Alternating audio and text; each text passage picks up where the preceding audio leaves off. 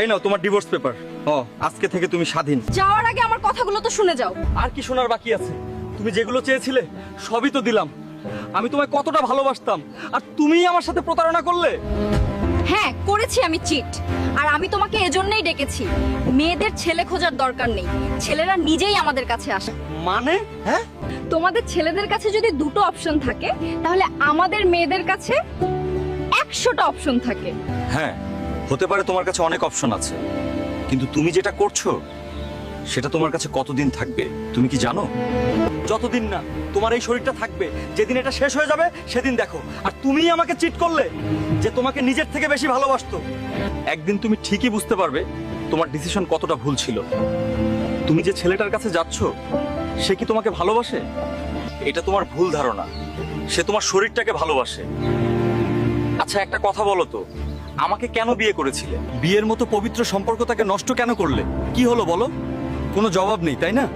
ঠিক আছে, ছাড়ো, বাঁচো তোমার মতো করে। আরে যাও যাও। এই যাও তো, এক কাপ কফি বানিয়ে নিয়ে এসো তো। শোনো না, আমার হাতে একটু ব্যথা করছে, তুমি নিজে গিয়ে বানিয়ে খাও না। কি বললে তুমি? হাতে ব্যথা করছে? এতক্ষণ যে ফোন টিপছিলে তখন হাতে ব্যথা কই ছিল? যেই বললাম কফি বানাতে অমনি হাতে ব্যথা শুরু হয়ে গেল।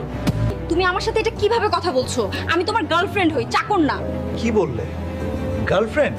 তোমার মতো 100 গার্লফ্রেন্ড আমার পিছে ঘুরে এলো। তুমি কোনো স্বর্গের পরী না যে তোমাকে মাথায় তুলে রাখবো। তোমার জন্য স্বামী ছেড়ে আসলাম, আর তুমি আমাকে অপমান করছো। দেখো, তুমি আমাকে ভালোবাসো বলে আসোনি, তুমি এসছো আমার টাকা আর সম্পত্তি দেখে, যাতে তুমি মজা করতে পারো। এটা কোনো কথা বললে? তোমাকে ভালোবেসে স্বামীকে ছেড়ে এসেছি আমি, টাকা পয়সা দেখে নয়। তোমাদের মতো মেয়েকে আমি ভালো করে চিনি, তুমি তোমার স্বামীর হতে পারলে না, আমার কি করে হবে? সামনের মাসে আমার বিয়ে, তুমি তোমার রাস্তা দেখে নাও। কি তুমি আমাকে চিট করলে? আমি কোনো চিট করিনি, আর তোমাদের মতো মেয়েদের তো অনেক অপশন আছে। সরো, আমার হবু বউ ফোন করছে। স্বামীকে অবহেলা করে অন্য পুরুষকে নয়, স্বামীকে ভালোবাসুন। কারণ এই একটা মানুষই তোমাকে সারা জীবন ভালোবাসবে, আর বাকিরা তোমার শরীর।